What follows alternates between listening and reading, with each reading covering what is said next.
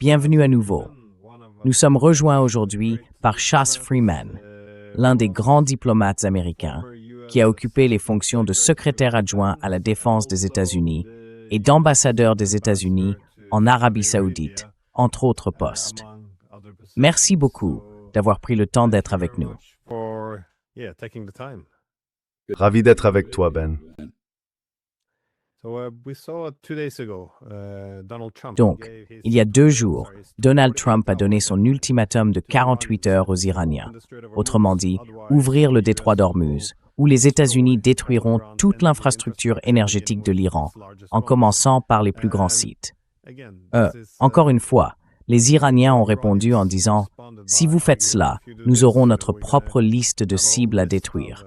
Installations énergétiques, usines de dessalement à travers les États du Golfe. » Et, ces 48 heures sont presque écoulées et il semble que Trump tente de revenir en arrière.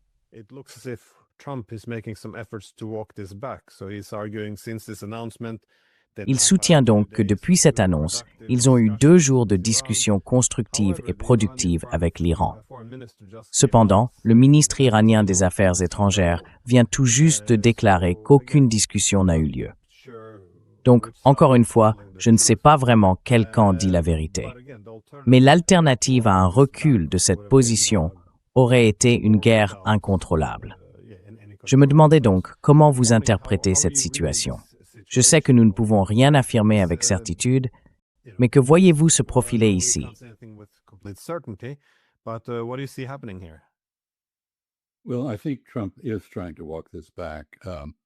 Eh bien, je pense que Trump essaie de revenir sur ses propos et je ne crois pas qu'il y ait de véritables discussions en cours. Ce qui semble se passer, ce sont simplement des échanges de messages entre Stephen Witkoff et le ministre des Affaires étrangères Araghchi. On peut en tirer plusieurs conclusions.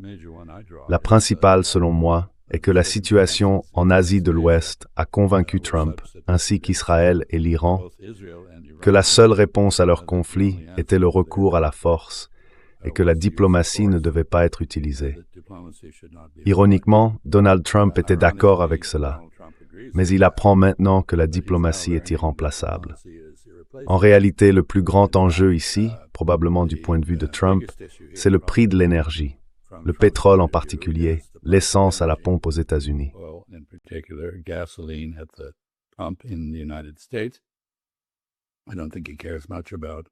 Je ne pense pas qu'il se soucie beaucoup de l'impact sur les alliés ou les partenaires, ni même des producteurs qui sont durement touchés par la guerre.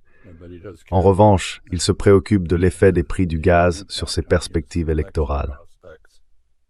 La plus grande menace brandie par l'Iran était de fermer complètement le détroit d'Ormuz. Pour l'instant, il n'est pas fermé. Il fonctionne comme un péage sur une autoroute. Si vous avez la bonne plaque d'immatriculation et que vous êtes prêt à payer en liquide, vous pouvez passer. Nous avons donc une assez longue liste de pays qui ont eu recours à la diplomatie pour résoudre les problèmes fondamentaux, ce qui montre que la diplomatie n'est pas totalement une perte de temps.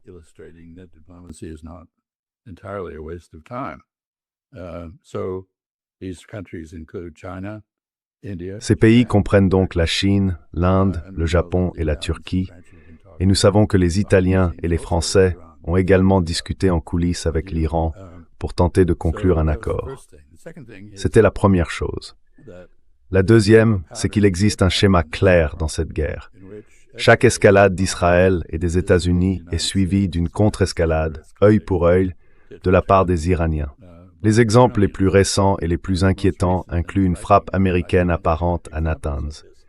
Les Israéliens en nient la responsabilité, mais cette guerre, toute guerre aérienne d'une telle complexité, doit être chorégraphiée conjointement.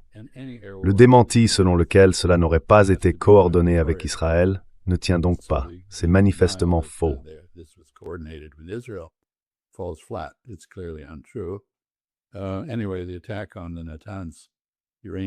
Quoi qu'il en soit, l'attaque contre l'installation d'enrichissement d'uranium de Natanz a été suivie d'une riposte iranienne. Un missile a frappé près du réacteur de recherche de Dimona, en Israël, touchant apparemment un immeuble d'habitation où travaillaient de nombreux habitants de Dimona. Cela a été perçu comme une réponse aux précédents assassinats de scientifiques nucléaires iraniens par Israël, par le meurtre, ou du moins, la mutilation de scientifiques nucléaires israéliens. Et je pense que, comme vous l'avez mentionné, l'Iran a publié sa propre liste de cibles précises. L'une d'entre elles était l'usine de dessalement de Ras Al-Khair, en Arabie Saoudite, qui constitue essentiellement la seule source d'eau pour la ville de Riyad, une ville de plusieurs millions d'habitants. En d'autres termes, l'Iran a démontré qu'il serait prêt, en fin de compte, de détruire totalement les sociétés arabes du Golfe.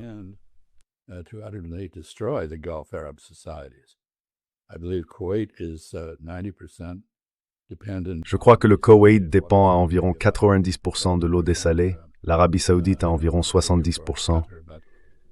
Je ne connais pas le chiffre pour le Qatar, mais il doit également être très élevé. Et je pense que c'est autour de 40% pour les Émirats arabes unis. L'Iran vient donc d'indiquer qu'il est, en fin de compte, prêt à détruire complètement ces pays, à les dépeupler. On peut supposer, ou je pense qu'on peut être assez sûr, qu'en coulisses, ces pays ont protesté auprès de M. Trump en soutenant, comme ils l'ont fait depuis le début de toute cette crise, qu'il ne devrait pas y avoir de guerre, qu'il devrait y avoir de la diplomatie, qu'il devrait y avoir du dialogue. Mais le problème, c'est que ni Israël ni l'Iran, qui se perçoivent chacun comme une menace existentielle pour l'autre, ne peuvent facilement reculer.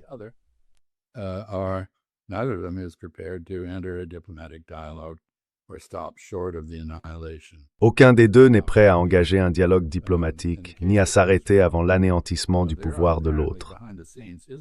Dans le cas d'Israël, apparemment en coulisses, Israël n'a pas réagi publiquement, à ma connaissance, à la suspension pendant 5 jours par Trump de son projet d'attaque contre les centrales électriques iraniennes. Mais en coulisses, il est manifestement très mal à l'aise. Il considère cela comme une preuve de faiblesse et d'inconstance de la part du président Trump. On se demande pourquoi il n'a jamais imaginé qu'il serait constant, puisqu'il est célèbre pour son inconstance. Mais il voit cela comme un revers stratégique.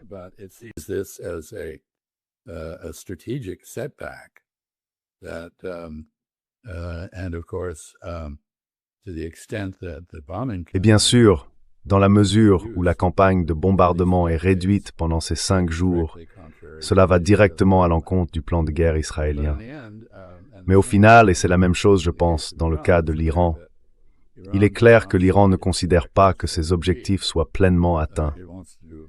Il veut infliger beaucoup plus de dégâts à Israël, et il semble en avoir la capacité. Il est sans aucun doute, en coulisses, en train de discuter avec les pays arabes du Golfe d'un plan pour l'avenir qui n'impliquerait pas la présence de bases américaines dans le Golfe Persique. Si je puis dire, il semble que l'ambassade d'Iran à Riyad et celle de Doha, au Qatar, soient toutes deux pratiquement fermées, c'est-à-dire qu'elles n'ont plus de personnel significatif.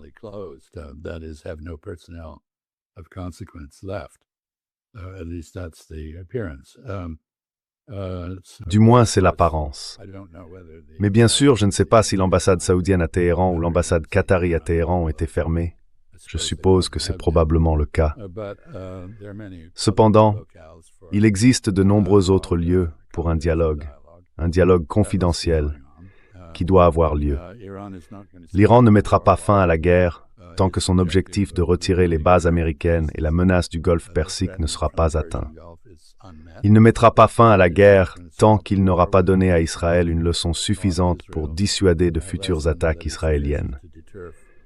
Et il ne montrera pas de faiblesse à son propre public en reconnaissant publiquement un échange de vues avec l'administration Trump.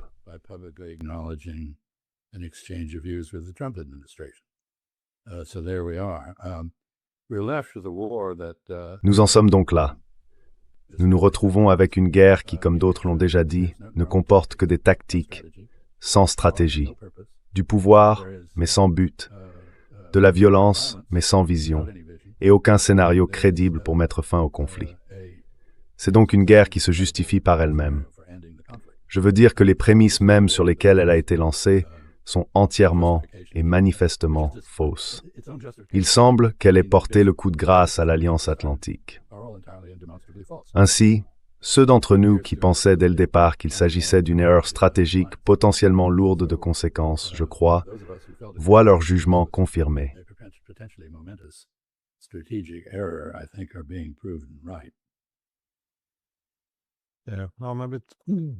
Oui, je suis un peu surpris, enfin, pas surpris du tout, par les réactions des Européens. Je pensais qu'après le Groenland, il serait un peu plus affirmé, mais en écoutant Mark Rutte, on dirait qu'il joue toujours la même rengaine. Je me demandais si je peux vous interrompre. Il parle encore à son père à la Maison-Blanche. Les autres Européens ne le font pas. Il y a actuellement en Espagne un mouvement sérieux pour quitter l'OTAN et interdire les bases américaines. Dans votre pays voisin, la Suède, il y a eu de grandes manifestations, même si la Suède est un nouveau membre de l'OTAN. Je pense que nous commençons à voir le début du désengagement. Mais nous n'en avons pas encore vu tout le déroulement. Et je pense que Mark Rutte ne reflète pas fidèlement les attitudes émergentes des membres de l'OTAN.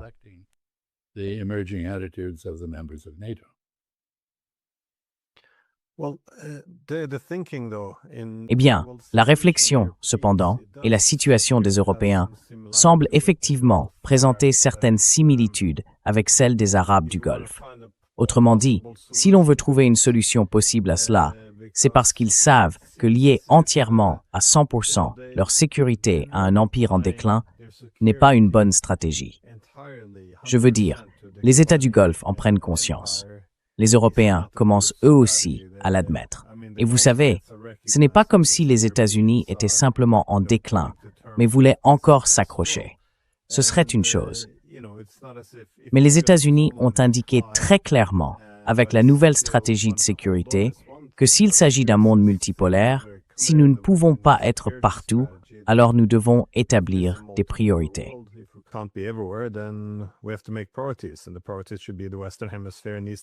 Et les priorités devraient être l'hémisphère occidental et l'Asie de l'Est. Nous voulons donc nous désengager de l'Europe. Si c'est une puissance hégémonique en déclin qui déclare clairement que vous n'êtes plus une priorité, vous savez, on peut avoir J.D. Vance disant directement aux Européens que nous n'avons pas besoin de vassaux, mais de partenaires. Ils ne sont pas un multiplicateur de puissance. À un moment donné, on pourrait penser qu'une stratégie devrait être élaborée. Il semble simplement que tout comme pour les États du Golfe, c'est la même chose en Europe. Il n'y a ni stratégie, ni imagination politique pour autre chose.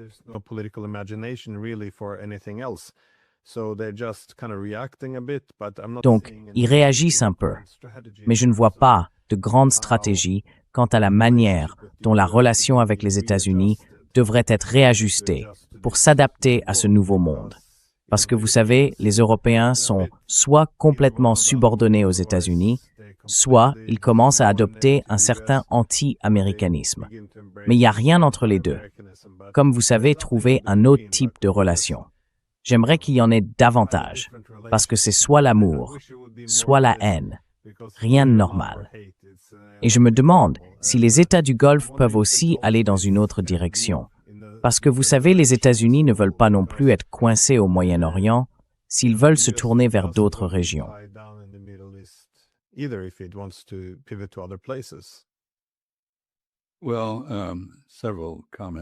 Eh bien, plusieurs remarques à ce sujet. D'abord, il est évident qu'il existe des conceptions complètement différentes de ce que signifie l'Alliance atlantique à Washington et dans les capitales européennes. Les Européens estiment qu'elle est là pour les défendre, tandis que les Américains considèrent qu'elle sert à intégrer les Européens comme auxiliaires dans des expéditions ailleurs, à commencer par la séparation du Kosovo de la Serbie, puis avec l'intervention de l'OTAN en Afghanistan. Vous savez, c'est soit une alliance défensive, soit ça ne l'est pas. Et l'un des grands enjeux pour l'architecture de sécurité européenne, c'est la conclusion russe selon laquelle il ne s'agit pas d'une alliance défensive, mais offensive. Voilà donc le premier problème.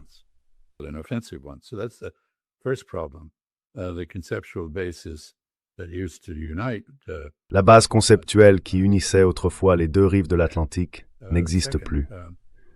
Deuxièmement, oui, je suis d'accord. Les États du Golfe n'ont pas d'autre issue à ce dilemme que la diplomatie, ce qui implique une certaine entente avec l'Iran et donc un certain éloignement supplémentaire des États-Unis. La question est alors de savoir, puisque cela semble être l'issue la plus probable. Bien sûr, pour le moment, les États du Golfe restent attachés aux États-Unis parce qu'ils n'ont pas d'autre alternative, mais ils ne peuvent pas s'identifier publiquement à une attaque irano-américano-israélienne, car Israël est totalement inacceptable comme partenaire d'une manière publique. En privé, ils peuvent toutefois tirer profit de l'accès à la technologie d'État policier qu'Israël a développée pour opprimer les Palestiniens.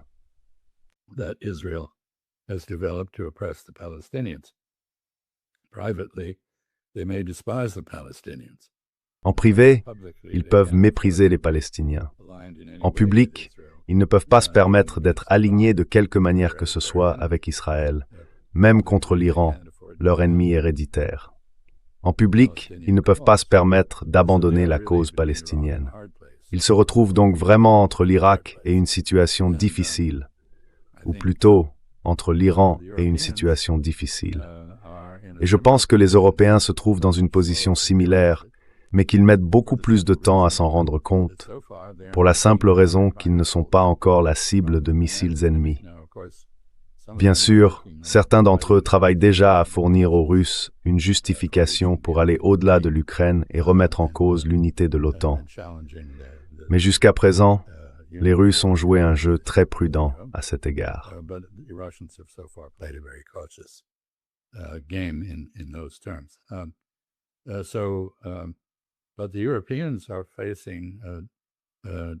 Mais les Européens sont confrontés non seulement au dilemme d'un affaiblissement des États-Unis, mais aussi au fait que les États-Unis, du point de vue européen, et je dois dire de mon propre point de vue, se comportent de manière insensée.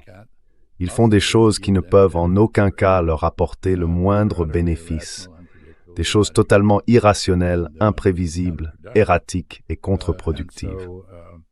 Ce n'est donc pas seulement l'affaiblissement des États-Unis, mais le chaos politique à Washington qui menace l'Europe. Je pense qu'avec le temps, les Européens prendront conscience de cela. Je ne sais pas trop quoi penser des élections françaises qui ont eu lieu. J'ai cru comprendre que la droite s'en est très bien sortie, sauf à Paris, où quelqu'un de la gauche a été élu. Mais la politique européenne reste confuse et déroutante, et aucun consensus n'émerge à ce que je peux voir pour le moment.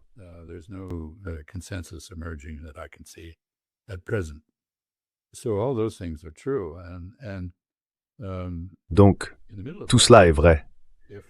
Et au milieu de tout cela, si Trump a finalement découvert les mérites du maintien d'un dialogue avec Téhéran, même si c'est en coulisses et non reconnu par Téhéran, même si c'est mené par Stephen Witkoff, que les Iraniens ont toutes les raisons de ne pas croire, même si c'est mené par Trump, que tout le monde se méfie désormais, les Européens débattent encore pour savoir s'il faut parler ou non à la Russie, ce qui est assez remarquable. Je pense donc qu'il se passe ici toutes sortes de choses intéressantes. Mais pour moi, en tant qu'ancien diplomate, je trouve fascinant de voir à nouveau illustrer l'indispensabilité de la diplomatie, de la manière dont elle l'est actuellement.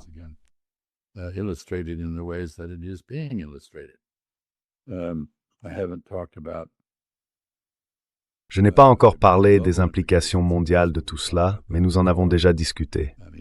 Je veux dire, nous faisons clairement face à une récession économique mondiale.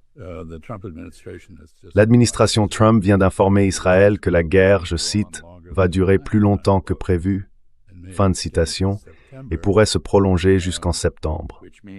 Cela signifie que toutes les munitions restantes que nous avons à utiliser le seront, ce qui veut dire que nous serons incapables d'agir à l'échelle mondiale comme auparavant, même en ce qui concerne le transit par l'Asie de l'Ouest, qui est essentiel pour que les États-Unis demeurent une puissance mondiale. Je veux dire, nous devons pouvoir traverser ce corridor pour passer de l'Asie à l'Europe.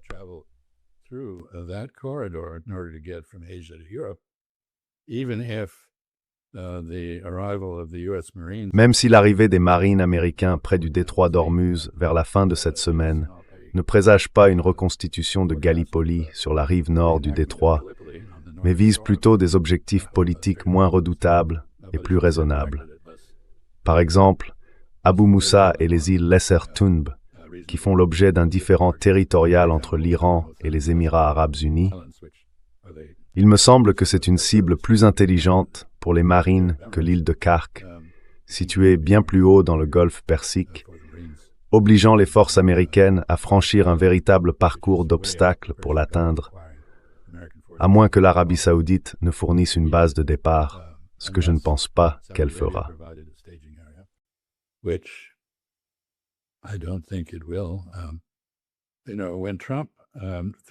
Vous savez, quand Trump menace de détruire les centrales électriques en Iran, comme il l'a fait, sinon aujourd'hui, alors dans 5 jours je pense, et qu'il se heurte à une contre-menace de faire la même chose à Israël et aux Arabes du Golfe, tout en visant les usines de dessalement essentielles à la survie de ces pays, je pense qu'il sape toute possibilité de coopération réelle de leur part. Enfin, sur le sujet du repli vers l'hémisphère occidental, vous savez, il y a une expression chinoise « écoute ce qu'il dit, mais regarde ce qu'il fait ». Ce que Trump dit est une chose, ce qu'il fait en est une autre, totalement différente. Il est impossible de rendre compatible le déclenchement d'une guerre avec l'Iran avec une politique centrée soit sur l'hémisphère occidental, soit sur la Chine, qui sont les deux visions concurrentes dans l'esprit politique américain schizophrène.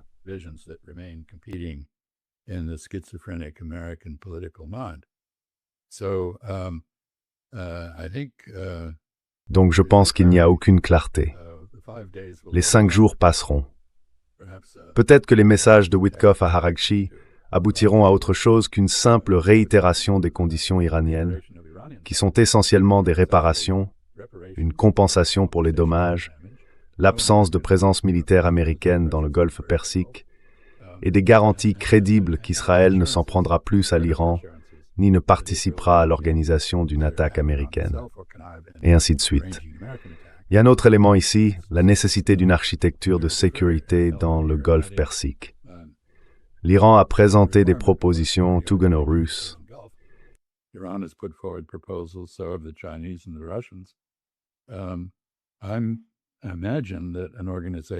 J'imagine qu'une organisation comme l'Organisation de la coopération islamique, anciennement l'Organisation de la conférence islamique, à laquelle appartiennent quelques 57 pays musulmans, dont certains jouissent d'un véritable prestige politique, comme l'Indonésie et la Malaisie, qui ne sont pas dans la région, mais aussi la Turquie, qui est un acteur potentiel très important pour organiser une forme de paix ici. Je pourrais voir l'OCI organiser une conférence entre les parties régionales, sans Israël, afin d'élaborer une proposition de paix, avec une invitation, je l'espère, adressée à Israël, quel qu'en soit l'État, à participer à des projets communs de consolidation de la paix et de développement économique. Mais cela est peut-être trop idéaliste dans une région justement réputée pour son cynisme.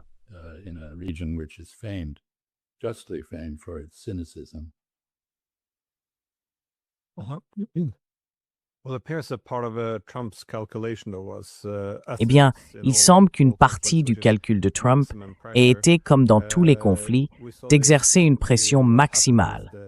Nous l'avons vu avec ce qui s'est passé à South Pars, le plus grand champ gazier du monde. C'était Israël, vraisemblablement avec le plein soutien des États-Unis, qui a frappé ces champs gaziers. Puis Trump est revenu en disant plus ou moins « ce n'était pas nous, mais n'osez pas riposter ». L'idée était donc que les Iraniens finiraient par céder sans gravir l'échelle de l'escalade avec les États-Unis. Mais ce n'est pas ce qui s'est produit.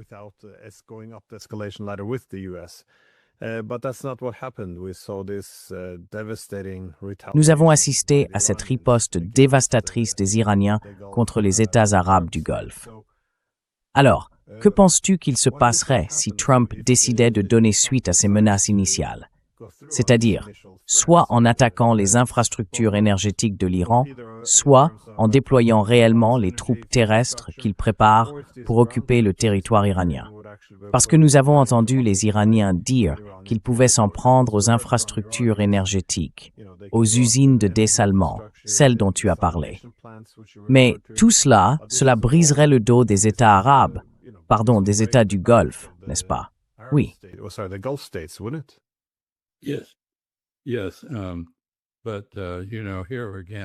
Oui, mais encore une fois, les politiques de pression maximale sont essentiellement du pouvoir sans but, des tactiques sans stratégie. Elles incarnent la définition même de cette guerre, qui ne peut pas réussir. Nous avons l'exemple de la Corée du Nord, et cela aurait dû permettre de prévoir la réaction iranienne. L'Iran est un État de civilisation fier, dont l'influence dépasse largement ses frontières. C'est peut-être un État multiethnique, mais il est cohérent. Et sa réaction face aux fanfaronnades, au chantage et au bombardement est prévisible, un peu comme celle de la Corée du Nord.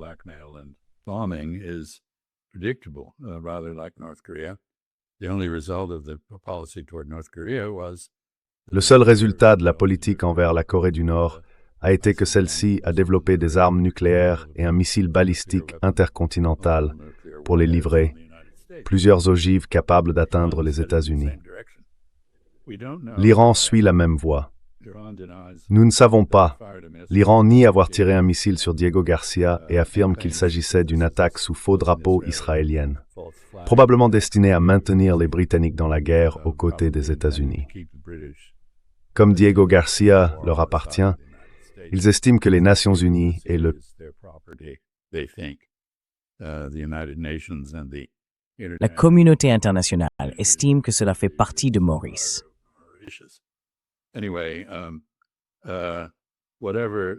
Quoi qu'il en soit, Israël a certainement mené de nombreuses opérations sous fausses bannières destinées à entraîner d'autres acteurs dans la guerre contre l'Iran, jusqu'à présent sans succès. Les États arabes du Golfe n'ont pris aucune mesure concrète hormis sur le plan diplomatique en réaction à cela. Mais vous savez ce que cela illustre, qu'il s'agisse ou non d'une fausse bannière impliquant le tir d'un IRBM sur Diego Garcia, c'est que l'assassinat d'Ali Khamenei, feu le guide suprême, et son remplacement par son fils ont levé l'interdiction de divers développements d'armes que le défunt dirigeant avait imposées. Il était le principal opposant au développement d'armes nucléaires ou d'autres armes de destruction massive.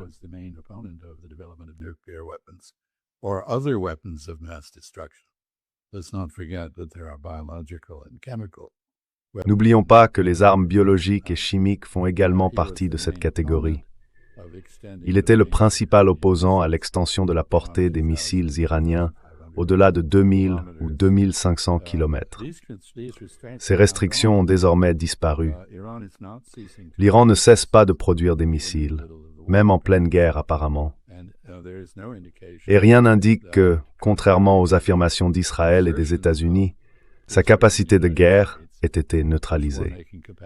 En réalité, des missiles continuent de tomber sur Israël et des drones continuent d'attaquer les pays du Golfe, qui y sont très vulnérables. Les attaques contre Israël incluent souvent des opérations combinées de missiles balistiques et de drones.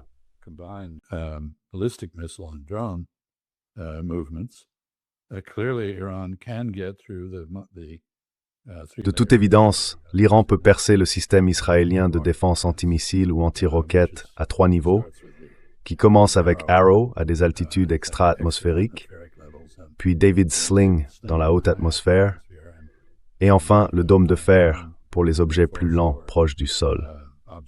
Mais ce système n'est pas efficace, même à ce stade. Je veux dire, regardez l'attaque contre Dimona, c'est la zone la plus fortement défendue d'Israël, le site le plus protégé du pays. Et pourtant, l'Iran a réussi à le frapper avec, je crois, 2 missiles. Donc, si c'est une guerre d'usure, elle ne tourne pas à l'avantage d'Israël et des États-Unis. Et vous savez, lorsque nous en avons parlé il y a quelque temps, je crois avoir décrit la stratégie de l'Iran comme ressemblant à celle de Muhammad Ali sur le ring.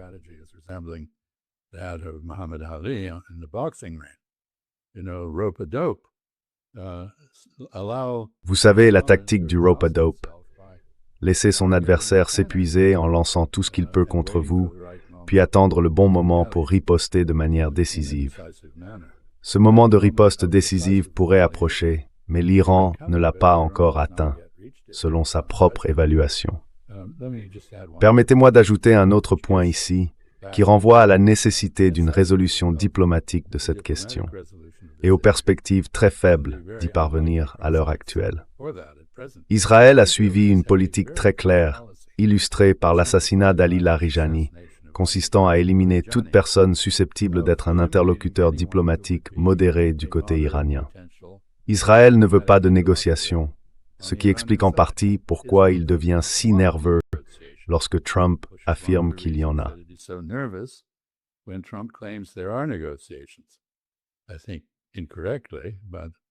Je pense que c'est inexact, mais c'est assez typique de Trump d'exagérer et de déformer la réalité pour manipuler l'opinion publique, et dans ce cas, pour manipuler les marchés, parce que le marché s'est révélé incroyablement crédule. Je parle des marchés de capitaux, de Wall Street en particulier, ou du FTSE à Londres. Ces marchés ont pris au sérieux les assurances de Trump selon lesquelles il s'agirait d'une guerre courte et victorieuse, malgré toutes les preuves du contraire. Ainsi, le cours des actions sur ces marchés monte et descend en réaction à diverses affirmations franchement délirantes, ou du moins imaginatives, voire hallucinatoires, de l'administration Trump. Il n'existe aucune preuve de quoi que ce soit de ce genre, ni qu'il y ait eu de la part de l'Iran la réalisation des conditions qu'il juge essentielles pour accepter d'y mettre fin.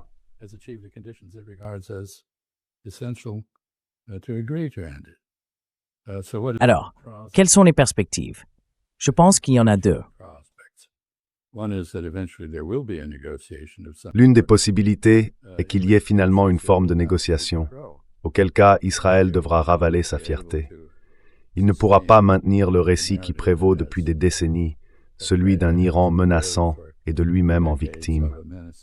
Israël a constitué une menace réelle pour l'Iran de multiples façons.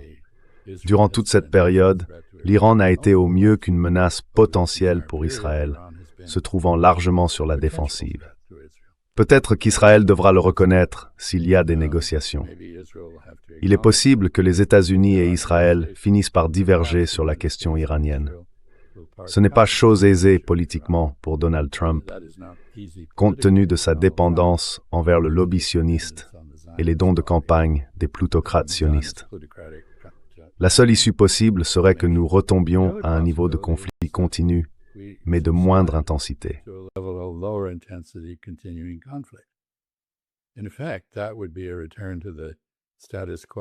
En réalité, cela reviendrait à un retour au statu quo ante, car il existait un conflit de faible intensité entre l'Iran et Israël, et dans une certaine mesure entre l'Iran et les États-Unis, illustré par l'assassinat du général Soleimani durant le premier mandat de Trump, ainsi que par plusieurs attaques israéliennes contre l'Iran sous la deuxième administration Trump, y compris la guerre de juin l'année dernière. Nous reviendrions donc peut-être à une situation où Israël, tout comme l'Iran auparavant, serait en danger constant d'être attaqué par son ennemi. Des missiles surgissant de nulle part, des assassinats. Jusqu'à présent, l'Iran n'a pas répondu à la politique d'assassinat d'Israël. Ce refus restera-t-il intact? Nous n'en savons rien. Ainsi, entre les deux options, il me semble qu'une solution négociée est de loin préférable à un conflit de faible intensité, probablement accompagné d'un terrorisme persistant des deux côtés.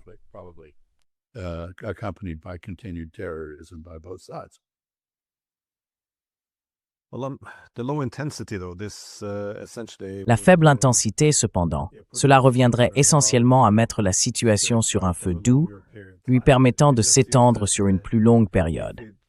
Il semble simplement que si l'intensité diminue, cela donnerait un avantage à l'Iran, car celui-ci peut bien sûr maintenir le détroit d'Ormuz fermé, ce qui signifie que la douleur pour les États-Unis continuera de croître.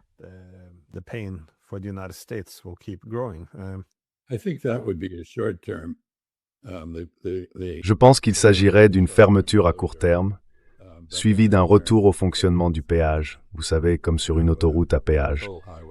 On passe un accord, on trouve un terrain d'entente, on remet son ticket avec un peu d'argent et on peut passer.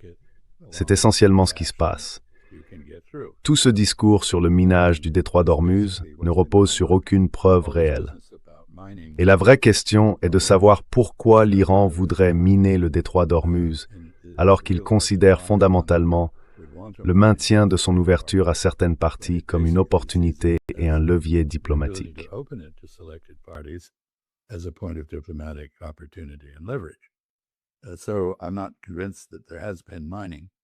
Je ne suis donc pas convaincu qu'il y ait eu un quelconque minage, ou si c'est le cas, il est probablement situé sur la rive la plus proche des Émirats arabes unis, laissant la rive la plus proche de l'Iran sans surveillance.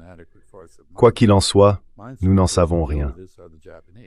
Les seules personnes au monde, d'ailleurs, disposant d'une force de dragueurs de mines suffisante pour faire face à cette situation, sont les Japonais, qui ne souhaitent pas entrer dans une zone de combat. Ils sont intervenus à la fin de la guerre du Golfe de 1990-1991. Une fois les combats terminés, ils ont fourni les moyens nécessaires pour éliminer les nombreuses mines que le camp irakien avait larguées dans le Golfe Persique.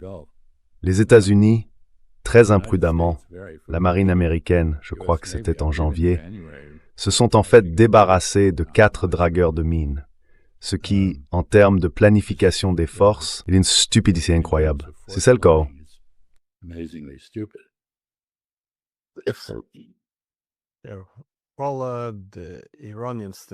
Eh bien, les Iraniens, cette ouverture sélective est une stratégie intéressante, car maintenant, bien sûr, ils peuvent obtenir des réparations des États du Golfe pour l'attaque en les taxant, en quelque sorte. Ils peuvent exiger que les États du Golfe leur accordent un accès en échange d'un découplage ou de l'expulsion des bases américaines. Ils peuvent insister pour vendre leur pétrole dans une autre devise. Cela ouvre donc de nombreuses opportunités. Et les Iraniens eux-mêmes affirment qu'ils n'ont rien miné, mais qu'ils pourraient le faire si les États-Unis envoyaient des troupes au sol. Alors, par nécessité. Mais pour le moment, cela n'a aucun sens. En ce qui concerne un règlement négocié, cependant, je me demandais simplement, où voyez-vous le point de convergence possible?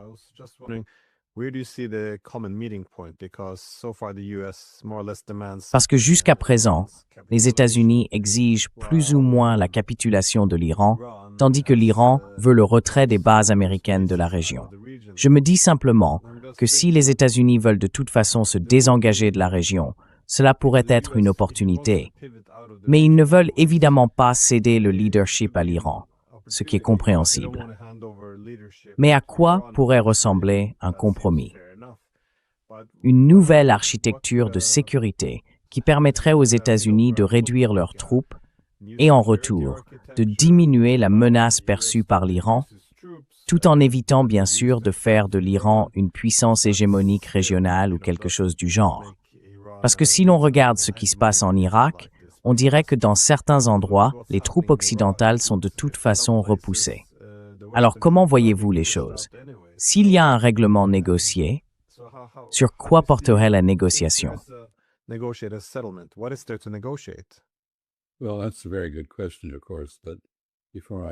Eh bien, c'est une très bonne question, bien sûr. Mais avant d'y répondre, permettez-moi simplement de mentionner que l'Iran dispose potentiellement d'une autre carte à jouer en activant sa relation avec les Houthis au Yémen pour fermer l'autre corridor maritime par lequel l'Arabie saoudite exporte son pétrole, à travers le Bab el-Mandeb. Ainsi, il pourrait bloquer la seule route pétrolière restante qui sort essentiellement de la péninsule arabique, à savoir le pétrole saoudien qui transite par Yanbu sur la mer Rouge. En ce qui concerne un règlement raisonnable, je pense, vous savez, que je n'ai aucune idée de ce qui se passe dans l'esprit de la direction iranienne. C'est une nouvelle direction, ce n'est plus l'ancienne. Raisi est là, il est manifestement très compétent en tant que diplomate, mais ce n'est pas clair pour moi. Il me semble qu'il faut une conjonction de 2 éléments.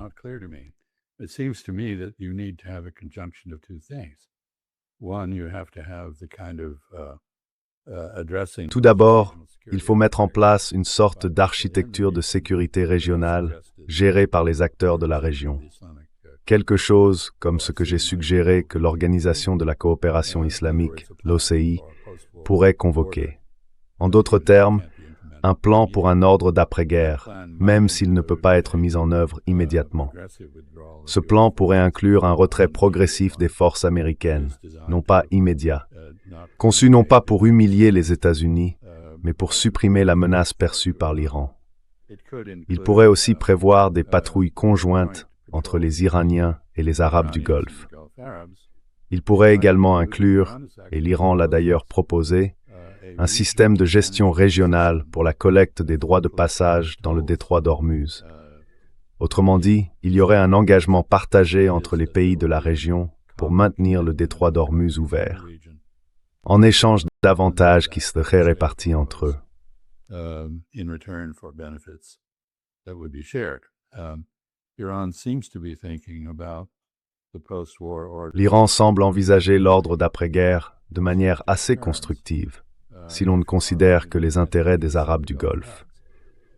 Rien de tout cela ne serait réjouissant pour les États-Unis ni pour Israël.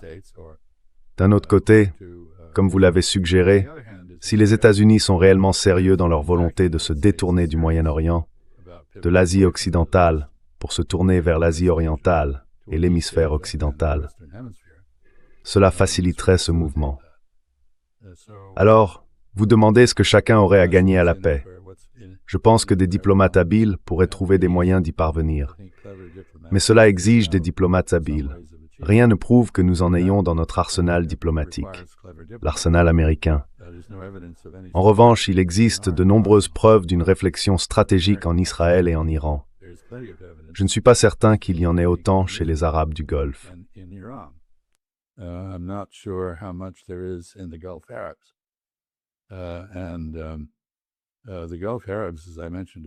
Et les Arabes du Golfe, comme je l'ai mentionné plus tôt, sont à juste titre furieux contre l'Iran pour les coups qu'ils subissent, très inquiets et désormais aussi très méprisants à l'égard des États-Unis en tant que protecteurs. De toute évidence, les États-Unis n'ont plus la capacité, la volonté, ni la priorité de les protéger.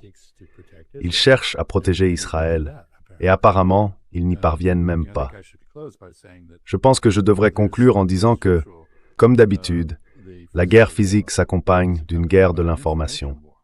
La censure militaire israélienne, à quelques exceptions près, est très efficace, et à leur discrédit, elle est respectée par les journalistes occidentaux. Nous disposons donc de nombreuses informations sur les dégâts matériels en Iran. Nous avons également beaucoup d'informations sur les dégâts matériels au Liban.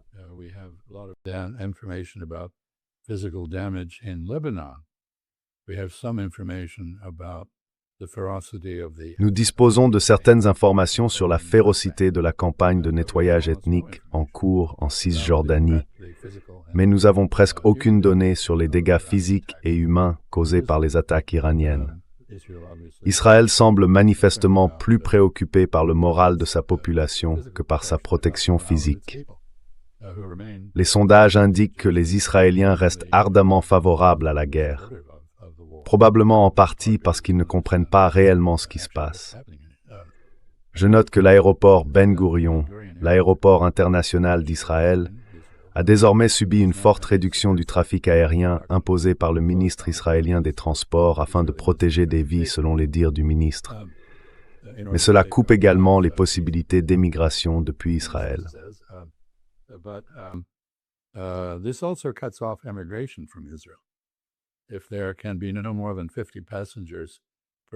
S'il ne peut y avoir plus de 50 passagers par avion, ce qui semble être le cas, et que le nombre de vols est limité, cela bloque un grand nombre d'Israéliens.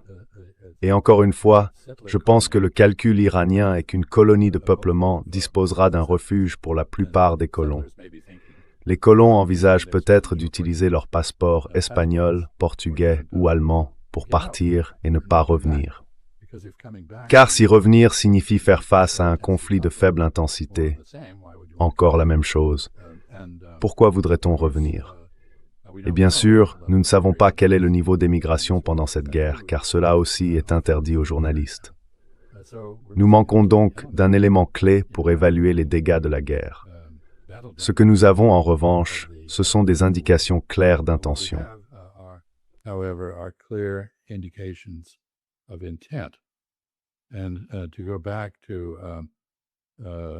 Et pour revenir à la question de savoir comment la guerre pourrait se terminer, vous savez, Donald Trump a proposé tout un salmigondi, un véritable buffet d'objectifs pour cette guerre.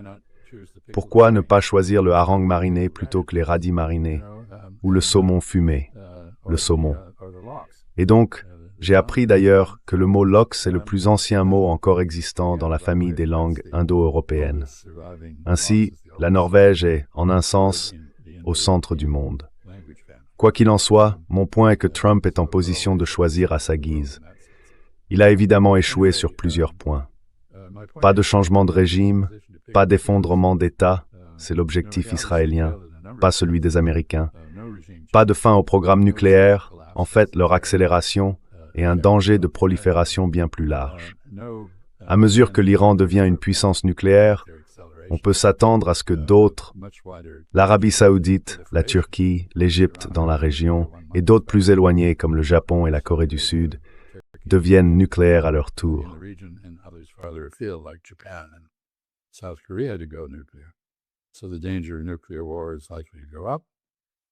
Ainsi, le risque de guerre nucléaire est probablement appelé à augmenter.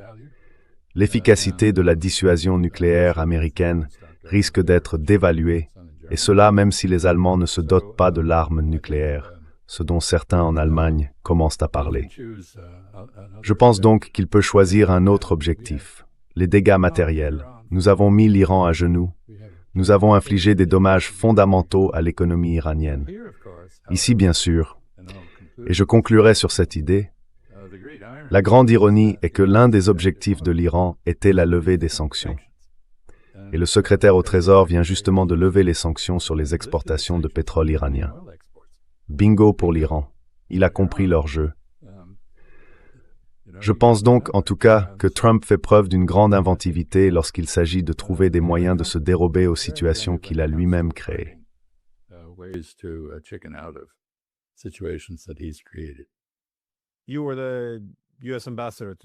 Vous avez été ambassadeur des États-Unis en Arabie saoudite. Comment percevez-vous leur état d'esprit en ce moment? Parce qu'on a l'impression qu'ils hésitent entre deux directions. D'un côté, toute cette expérience les convainc qu'ils doivent se rapprocher davantage des États-Unis. De l'autre, ils reconnaissent aussi qu'ils doivent, pas se détacher complètement, mais au moins réduire leur dépendance, puisque la relation avec l'Iran doit également évoluer. Alors, comment voyez-vous ce qui se passe en Arabie saoudite?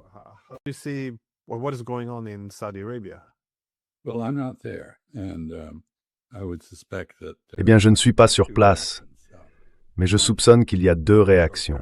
La première à très court terme consiste, vous savez, à coopérer avec le Pakistan et à exercer des représailles, à se venger de l'Iran. Ils doivent donc être d'humeur très vindicative à court terme. Les sociétés plus réfléchies, et il existe des personnes qui pensent à long terme, en viennent probablement à la conclusion qu'elles doivent régler leurs différends avec l'Iran sur le plan diplomatique afin d'éliminer la menace. Elles savent instinctivement ce qu'Abraham Lincoln a dit, « Quand on se fait un ami d'un ennemi, on gagne un ami et on perd un ennemi. » Et c'est la réponse appropriée.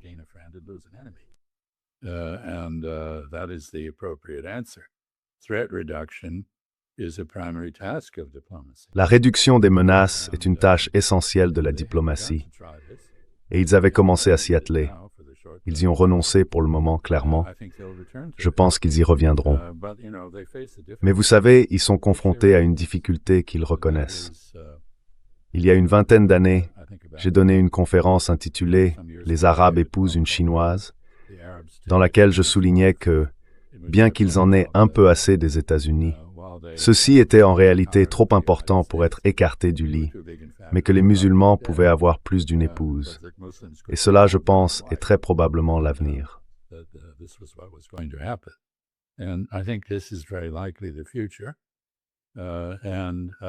Et cela signifie, je ne parle pas uniquement des Chinois, qu'il faut trouver d'autres alliés et entreprendre quelque chose de très important, à savoir ce sur quoi se concentre le mouvement saoudo-pakistanais, un pacte de défense.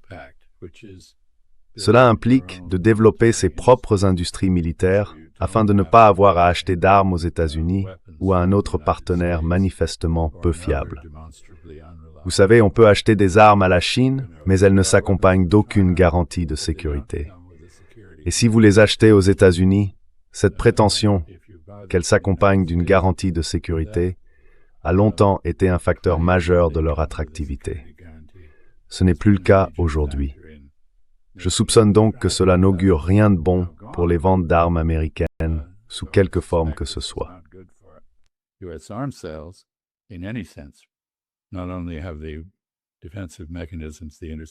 Non seulement les mécanismes défensifs, les capacités d'interception se sont révélés insuffisants et bien en deçà de ce qui avait été annoncé, mais la garantie de sécurité qui les rendait attrayants n'existe plus.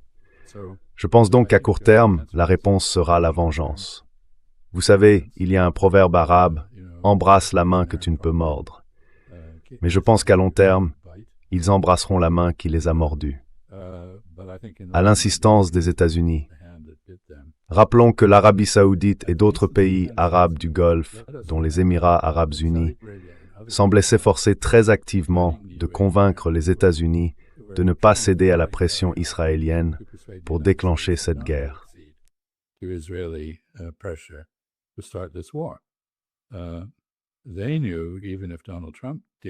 Ils savaient, même si Donald Trump ne le savait pas, quel serait probablement le résultat de la guerre en termes de perturbation de leurs économies politiques, de pression exercée sur eux et de dommages matériels qu'ils subiraient. Et je pense, vous savez, j'ai vu l'autre jour une interview de l'ancien chef du renseignement saoudien, le prince Turki Al-Faisal, où Christiane Amanpour lui a demandé s'il avait été surpris par les attaques iraniennes contre les Arabes du Golfe. Et il a répondu non. Ils avaient dit qu'ils le feraient. Nous sommes seulement surpris que les États-Unis aient pris les mesures qu'ils ont prises, ce qui a conduit à ce résultat. Ainsi, les personnes les plus réfléchies en Arabie saoudite pensent clairement de manière stratégique, et pas seulement tactique, à la façon de gérer les nouvelles circonstances dans le Golfe. Une longue réponse à votre question simple. Je m'excuse. Je l'apprécie. Eh bien, espérons, même si cela semble peu probable, qu'il y aura bientôt des négociations. L'affirmation de Trump selon laquelle ils sont sur le point de parvenir à un accord ne semble pas vraie. Mais au moins, on peut se rassurer un peu en voyant qu'il y a un effort pour revenir en arrière. Parce que la situation devient vraiment incontrôlable très rapidement.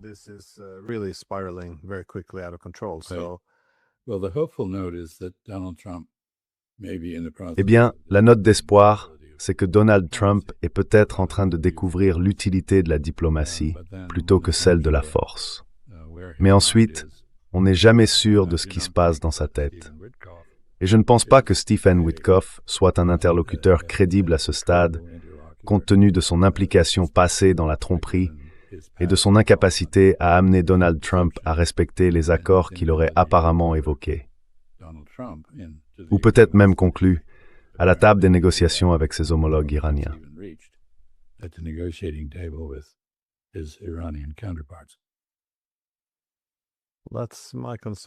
C'est bien ce qui m'inquiète. Une fois que Trump aura compris la valeur de la diplomatie, ce sera difficile après, tu sais, ce qui a été fait à l'accord sur le nucléaire iranien, et ensuite 2 attaques surprises. Et tu sais, il y aura des problèmes de confiance.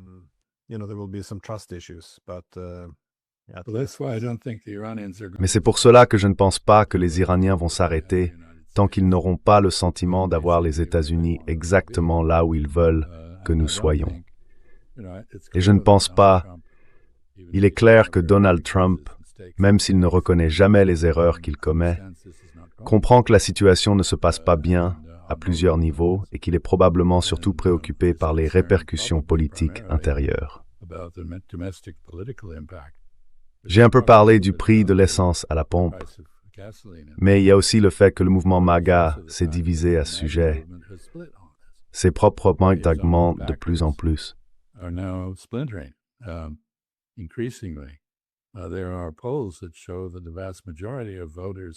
Des sondages montrent que la grande majorité des électeurs de Donald Trump, environ 70%, sont favorables à une fin immédiate de la guerre. Ils n'approuvent pas cette guerre. Je reviens donc sur le fait qu'il était insensé de déclencher une guerre effectivement autorisée par Benjamin Netanyahou et non par le Congrès des États-Unis comme l'exige la Constitution. Il était insensé de commencer une guerre sans objectif clair ni stratégie de sortie. Et nous voilà, au milieu de cette absurdité. L'homme qui nous y a entraînés, Donald Trump, doit maintenant trouver une issue, pour lui-même, pour notre pays, pour le monde, pour les acteurs de la région. Qu'il en soit capable ou non, nous le verrons.